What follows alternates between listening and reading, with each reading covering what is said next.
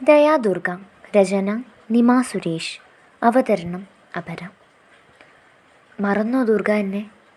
അവൾക്കരികിലെത്തി ശ്രീറാം ചോദിച്ചു. ചോദിക്കണമെന്ന് കരുതിയതായിരുന്നില്ല. പക്ഷേ അവൻ പോലും അറിയാതെ നാവിൽ നിന്നും ആ ചോദ്യം അവൾക്ക് നേരെ ഉതിർന്നു. ദയയുടെ വലിയ മിഴികളൊന്ന് നിറഞ്ഞു. ഒന്നും പറയാതെ മുഖം താഴ്ത്തിയ പെണ്ണിനെ ശ്രീറാം അലിവോട് നോക്കി. ദുർഗയെ കൊണ്ടുപോകാനാ ശ്രീ വന്നത്. ഞാനിവിടെ നിന്നോട്ടെ? മുഖമുയർത്താതെ തന്നെ ദയ ചോദിച്ചത് കേൾക്കെ ശ്രീറാമിൻ്റെ മുഖം മങ്ങി. പക്ഷേ അഖിലേഷ് പുഞ്ചിരിച്ചതേ ഉള്ളൂ. ദുർഗയെ എങ്ങനെയാണ് ഞാൻ ഇവിടെ നിർത്തുന്നത്? ഇവിടെ ആരോരും ഇല്ലാത്ത കുട്ടികൾക്കല്ലേ ഇടം കൊടുക്കുന്നത്? എനിക്കും ആരുമില്ലല്ലോ. അച്ഛനും അമ്മയും ആരും ഇല്ലല്ലോ. ചോദിക്കുമ്പോൾ അവളുടെ ഹൃദയത്തിൽ നിന്നും ചോര കിനിഞ്ഞു. ശ്രീറാമിന് വല്ലാതെ സങ്കടം അനുഭവപ്പെട്ടു, അല്പം ദേഷ്യവും. അവൾ സുഖം പ്രാപിക്കാനായി 2 മാസമായി കാത്തിരിക്കുന്നു. ഓരോ തവണ അഖിലേഷിനെ വിളിക്കുമ്പോഴും നെഞ്ചിൽ അളവറ്റ പ്രതീക്ഷ ഉണ്ടായിരിക്കും, അവൾ സുഖപ്പെട്ടു എന്ന് പറയുന്നത് കേൾക്കാനായി. എന്നിട്ടിപ്പോൾ പറഞ്ഞത് കേട്ടില്ലേ അവൾക്ക് ആരുമില്ലെന്ന്. ശ്രീറാം മറുപടി പറയാനൊരുങ്ങവേ അഖിലാഷിൻ്റെ മിഴികൾ അവനെ തടഞ്ഞു. ദുർഗ, എന്നെ നോക്കൂ. തനിക്കെല്ലാവരും ഉണ്ട്. താൻ ഓക്കെയായി വരുന്നതും കാത്തിരിക്കുന്ന ഒരുപാട് പേരുണ്ട്. ശ്രീ, ഗോപിക, ശരൺ, ശ്രീയുടെ അമ്മ, ഉദയങ്കൾ. എത്രയും വേഗം താൻ സുഖപ്പെട്ട് വരണമെന്ന പ്രാർത്ഥനയോടെയാണ് ഓരോ ദിവസവും ഇവരൊക്കെ കഴിഞ്ഞിരുന്നത്. ഇതാ നോക്കൂ, ഈ ശ്രീ തന്നെ എന്നെ ഒരു ദിവസം 4-5 തവണ വിളിക്കുമായിരുന്നു തൻ്റെ കാര്യങ്ങൾ അന്വേഷിക്കാൻ. അഖിലേഷ് അത് പറഞ്ഞപ്പോൾ ദയ മിഴികൾ മാത്രം ഉയർത്തി ശ്രീറാമിനെ നോക്കി. അവൻ്റെ നോട്ടം തന്നിലേക്കാണെന്ന് മനസ്സിലാക്കി അവൾ വെപ്രാളം പൂണ്ട് മിഴികൾ താഴ്ത്തി. ദുർഗയെ എന്നെ ഏൽപ്പിച്ചത് ശ്രീറാമാണ്.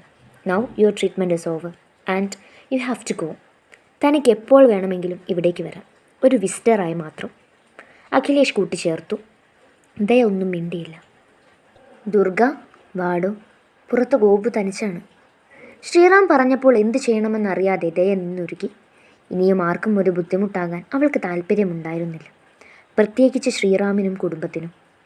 താൻ കാരണം അവർ ഒരുപാട് കഷ്ടപ്പെട്ടു. പക്ഷേ ഇവിടം വിട്ടാൽ മറ്റെവിടേക്ക് പോകും? വേറെ ആരുണ്ട് കൂട്ടിന്? ഈ നാടിനെക്കുറിച്ചോ ഇവിടെ വസിക്കുന്നവരെക്കുറിച്ചോ? എന്തിന്, ഉപയോഗിക്കുന്ന ഭാഷ പോലും അറിയില്ല. തമിഴ്നാടാണെന്ന് മാത്രം അറിയാം. അവളുടെ ചിന്തകൾ അധികരിച്ചു. അഖിലേഷ് ശ്രീറാമിനെ നോക്കി. അയാളുടെ കണ്ണുകൾ ദയയെ കൂടെ കൂട്ടാനുള്ള മൗനാനുവാദം നൽകി ശ്രീറാമിന്. തൊട്ടടുത്ത നിമിഷം ശ്രീറാം ദയയുടെ ഉള്ളം കൈയിലേക്ക് കൈകോർത്തു. അവൾ ദയനീയമായി അവനെ നോക്കി. പേടിക്കണ്ട, തനിക്ക് ഞങ്ങളെല്ലാവരും ഉണ്ട്, ഒരിക്കലും കൈവിടില്ല. അവളുടെ കൈകളെ അമർത്തി പൊതിഞ്ഞവൻ മറ്റൊന്നും പറയാതെ മുന്നോട്ട് നടന്നു നീങ്ങവേ ദയ പിന്തിരിഞ്ഞ് അഖിലേഷിനെ നോക്കി. അവളുടെ കണ്ണുകൾ കലങ്ങിയിരുന്നു. നീണ്ടു വിടർന്ന മിഴികളിൽ തുളുമ്പുന്നത് തന്നോടുള്ള നന്ദിയാണെന്ന് തോന്നി അവന്. ആ പാവം പെണ്ണിന് അവനോടുള്ള കടപ്പാട്. നേരമേറെ കഴിഞ്ഞിട്ടും ഗോപുവിൻ്റെ സ്നേഹപ്രകടനങ്ങൾ അവസാനിക്കാത്തത് ശ്രീറാമിനെ വല്ലാതെ മുഷിപ്പിച്ചു. ദയയെ കണ്ട നിമിഷം മുതൽ അവളെ തൊട്ടും തലോടിയും ചുംബിച്ചും അതിനിരട്ടി കരഞ്ഞും എന്തൊക്കെയോ പദം പറയുകയാണവൾ. തുറകയാണെങ്കിൽ ഒരു അക്ഷരം മിണ്ടുന്നില്ല. ശ്രദ്ധ പോലും മറ്റെവിടെയോ ആണ്. മതി ഗോപു, ബാക്കി വീട്ടിൽ ചെന്നിട്ട്. ഗതികെട്ട് ശ്രീറാം ഗോപികയെ ദയയിൽ നിന്നും അടർത്തി മാറ്റി പറഞ്ഞു. അത് ഇഷ്ടപ്പെടാത്തപ്പോൾ ശ്രീറാമിനെ നോക്കി കണ്ണുരുട്ടി ഗോപിക വീണ്ടും പോയി ദയയോടൊട്ടി. ശേഷം അവളെയും കൂട്ടി പുറത്തേക്കിറങ്ങി. പിന്നാലെ ചിരിയോടെ ശ്രീറാമും. മുന്നിലെ വലിയ ഗേറ്റ് കടന്ന് ശ്രീറാമിൻ്റെ കാർ സാമാന്യം വലുപ്പമുള്ള ഒരു ഇരുനില വീടിൻ്റെ മുറ്റത്തേക്ക് ഇരച്ചു കയറി. ഒരു വശത്തെ ഡോറ് തുറന്ന് ഗോപു പുറത്തേക്കിറങ്ങിയിട്ടും ദയ ഇറങ്ങാത്തത് കണ്ട് കാറിൻ്റെ റിയർ വ്യൂ മിററിലൂടെ ശ്രീറാം അവളെ നോക്കി. ദയയുടെ കണ്ണുകൾ പരിഭ്രമത്തോടെ ചുറ്റും അലയുന്നതവൻ കുറച്ചു നേരം നോക്കിയിരുന്നു. പിന്നീട് സീറ്റ് ബെൽറ്റ് അടർത്തി മാറ്റി ഡോറ് തുറന്ന് പുറത്തേക്കിറങ്ങി ദയയ്ക്കായി അവളിരിക്കുന്ന വശത്തെ ഡോറ് തുറന്നു കൊടുത്തു. ഇറങ്ങടോ, ഇതാണ് നമ്മുടെ വീട്. ദയ അവനെ ഒന്ന് നോക്കി. ഇറങ്ങാൻ അപ്പോഴും അവൾക്ക് മടിയുണ്ടായിരുന്നു. ശ്രീറാമിന് അത് മനസ്സിലാവുകയും ചെയ്തു. വാടോ. ശ്രീറാം വളരെ താഴ്മയോടെ വീണ്ടും വിളിച്ചു. അവൻ്റെ വാക്കുകളെ പിന്തള്ളാനായില്ല ദയയ്ക്ക്. സീറ്റിലൂടെ പതിയെ നിരങ്ങി നീങ്ങി പുറത്തേക്കിറങ്ങി അവൾ ചുറ്റിലും നോക്കി. മുറ്റത്തെ പൂന്തോപ്പിനരികിൽ 19 വയസ്സിനോടടുത്ത് പ്രായമായ ഒരാൾ നിൽക്കുന്നു.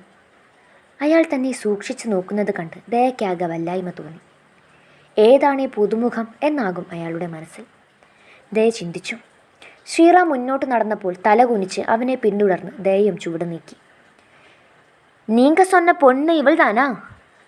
പരുഷമായൊരു സ്ത്രീ ശബ്ദം കേട്ടാണ് ദയ മുഖമുയർത്തിയത്. ഉമ്മറവാതിൽക്കൽ ഒരു സ്ത്രീ നിൽക്കുന്നു. കറുത്തുമെലിഞ്ഞ് സുന്ദരിയായൊരു സ്ത്രീ. 50 വയസ്സിനോടടുത്ത് പ്രായമുണ്ടായിരിക്കണം.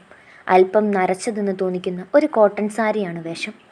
നെറ്റിയിൽ കുങ്കുമം കൊണ്ടൊരു വട്ടപ്പൊട്ടും അവയ്ക്ക് മീതെയായി മഞ്ഞൾ കൊണ്ടൊരു കുറിയും വരച്ചിട്ടുണ്ട്. മൂക്കിൻ തുമ്പിൽ കുഞ്ഞു പൂവ് പോലെ ഒരു വെള്ളക്കൽ മുക്കുത്തി. ഉരുണ്ട കണ്ണുകൾ. പിന്നിക്കെട്ടി മുന്നിലേക്കിട്ടിരിക്കുന്ന നീളൻ മുടിയിഴകളുടെ അറ്റത്ത് മുല്ലപ്പൂ ചുറ്റിക്കെട്ടിയിരിക്കുന്നു. ഈ 2 കൈകളിലും 3-4 കരിവളകൾ. കാണാൻ തന്നെ വല്ലാത്തൊരു ചേല്. ദയ വളരെ കൗതുകത്തോടെ അവരെ തന്നെ നോക്കി നിന്നു. വാമാ. അവർ പടിയിറങ്ങി വന്ന് ദയയുടെ ഉള്ളം കൈയിലേക്ക് കൈ ചേർത്തു. ദുർഗ, ഇത് ശാന്തിയക്ക. ഇവിടെ എല്ലാ കാര്യങ്ങളും നോക്കി നടത്തുന്നത് അക്കയാണ്. ശ്രീറാം നറുചിരിയോടെ പറഞ്ഞു നിർത്തിയപ്പോൾ ഗോപിക അതിനെ ഏറ്റുപിടിച്ചു. അതെ, ഇവിടുത്തെ ഓൾ ഇൻ ഓളാണ് നമ്മുടെ ശാന്തിയക്ക. ഗോപിക കൊഞ്ചലോടെ ഒരുപാട് സ്നേഹത്തോടെ അവരുടെ 2 കവിളുകളും പിടിച്ചു വലിച്ചു. പോതും പോതും. അവർ പുഞ്ചിരിയോടെ കൈ ഉയർത്തി ഗോപുവിനെ തടഞ്ഞു. അവളൊന്ന് ചിണുങ്ങിക്കൊണ്ട് അല്പം മാറി നിന്ന് തൊട്ടപ്പുറത്തേക്ക് കൈ ചൂണ്ടി. അതാണ് ഞങ്ങളുടെ വീട്. ദയ തലചെരിച്ച് ഗോപുവിൻ്റെ കൈ ചൂണ്ടിയിടത്തേക്ക് നോക്കി. ഒരു മതിൽക്കെട്ടിനപ്പുറമുള്ള വലിയൊരു വീട്. അവിടേക്ക് നമുക്ക് കുറച്ച് കഴിഞ്ഞ് പോകാം. ഇപ്പം നീ വാ. ദയയും കൊണ്ടവൾ അകത്തേക്ക് കയറി. ഹാളിലെത്തിയ ദയയുടെ കണ്ണുകൾ ആദ്യം മുടക്കിയത് ഇടതുവശത്തെ ഗ്ലാസ് ഷെൽഫിലായിരുന്നു. നിറയെ സമ്മാനങ്ങൾ. എല്ലാം കാണെ അവൾക്ക് വല്ലാത്ത കൗതുകം തോന്നി. എല്ലാം ശ്രീയേട്ടൻ്റെയാ. ദയയുടെ കണ്ണുകളെ പിന്തുടർന്ന ഗോപിക പറഞ്ഞു. ദയ മറുപടിയായി ഒന്ന് തലയാട്ടി. ദുർഗ വരൂ, തൻ്റെ മുറി മുകളിലാണ്. ശ്രീറാം മുകളിലേക്ക് കയറി പോകുന്നതിനിടയിൽ വിളിച്ചു.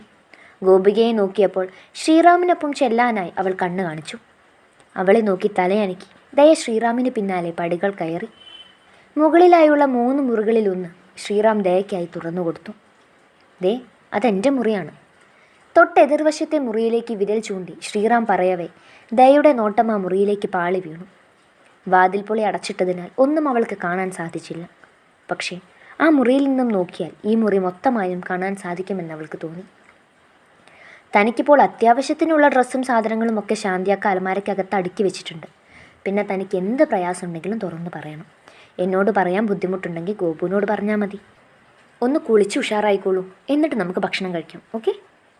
ദയയുടെ കവിളിലൊന്ന് തട്ടി ശ്രീറാം പിന്തിരിഞ്ഞ് നടക്കാനൊരുങ്ങിയതും അവൾ അവൻ്റെ കൈത്തണ്ടയിൽ മുറുകെ പിടിച്ചു. ശ്രീറാം ദയയെയും അവൾ പിടിച്ച കയ്യിലേക്ക് മാറി മാറി നോക്കി. എന്തിനാ ഇങ്ങനെയൊക്കെ? ഇടർച്ചയോടെ ദയ ചോദിച്ചത് കേൾക്കെ ശ്രീറാമിൻ്റെ കണ്ണുകളൊന്നു മിന്നി. ചൊടികളിൽ കുസൃതി തട്ടി. എങ്ങനെയൊക്കെ ദുർഗ? വളരെ നേർമയിൽ ശ്രീറാം ചോദിച്ചത് കേൾക്കെ ദയ വല്ലാതെ വെപ്രാളപ്പെട്ടുപോയി. ശ്രീറാമിൻ്റെ കണ്ണുകളെ നേരിടാനാകാതെ അവൾ ഉടനടി അയാളുടെ കയ്യിലെ പിടിയയച്ച് ധൃതിപ്പെട്ട് മുറിയിൽ കയറി കതകടച്ചു. ദയാ, വാതിൽ കുറ്റിയിട്ടേക്കരുതേ. ഉറക്കെ വിളിച്ചു പറയുമ്പോഴും നേരത്തെ തെളിഞ്ഞ പുഞ്ചിരി ഒട്ടും മാറ്റു കുറയാതെ അവൻ്റെ ചുണ്ടുകളിലുണ്ടായിരുന്നു. മുറിയിലേക്ക് കയറിയ നിമിഷം തന്നെ ദയ നെഞ്ചിൽ കൈവച്ച് ആശ്വാസത്തോടെ നിശ്വസിച്ചു.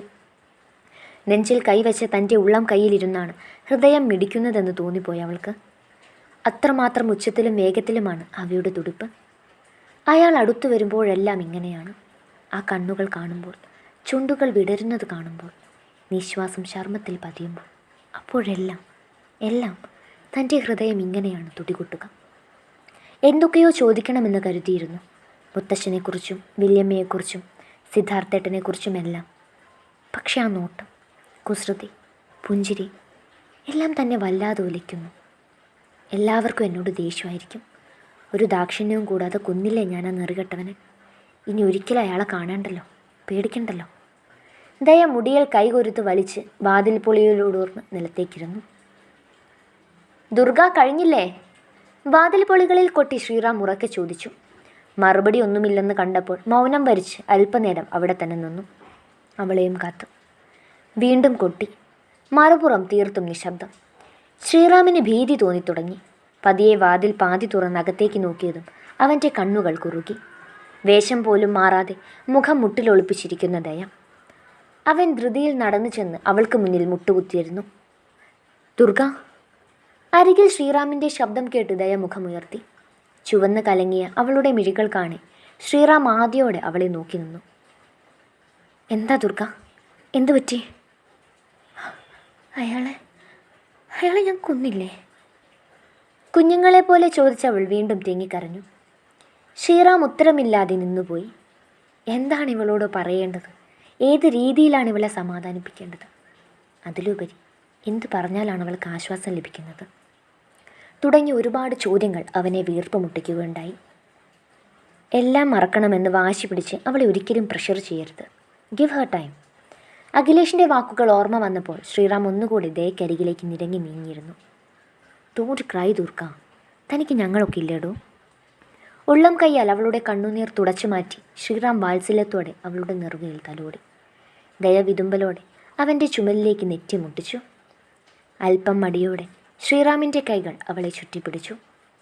ഒരുപാട് സ്നേഹം നിറച്ച്, വാത്സല്യം പകർന്ന്, അത്രമേൽ കരുതലോടെ അവൻ അവളെ പുണർന്ന് നെഞ്ചോട് ചേർത്തു.